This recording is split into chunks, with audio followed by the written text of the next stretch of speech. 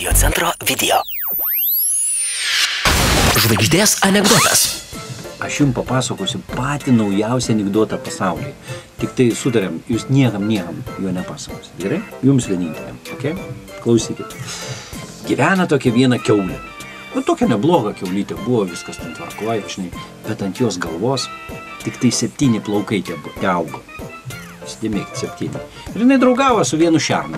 Tas šernas toks, viskas kaip priklauso, bachūras, viskas, pasikačialinės, ten plaukai ant krūtinės, rakčiukai namersa, namas stovi, žodžiu, graži lietuviška pora buvo. Draugavosi jie savo ramiai, kol vieną dieną kiaulė žiūri, kad šernas nebe taip jie žiūri. Sako, reikia jį pasekti. Sekė. Ir susekė tą šerną. Žiūri, kad tą šerną su kita kiaulė susitikinėja. O ta kita kiaulė tokia faina visa, tokia garbanuota, ant jos galvos daug plaukų. Kiaulė galvoja, ką man dabar daryti su tais savo 7 plaukais. Galvoja, atsisėdus, galvoja. Kol sugalvoja. Nuėjo pas draugę, pasiskolino 15 litų, nuėjo artimiausią grožio saloną pas Olgą, nu ir ten prasidėjo.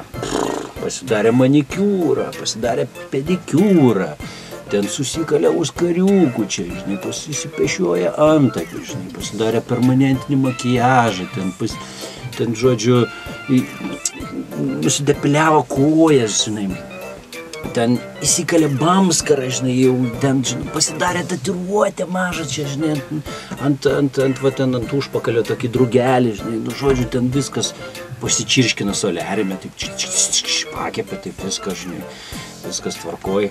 Ir susidėjo to savo 7 plaukus į pusmetinį cheminį. Dabar ateina į pasimatymą pas šerną, o šernas jai sako, o ko tu vaikšto kaip čiūčela?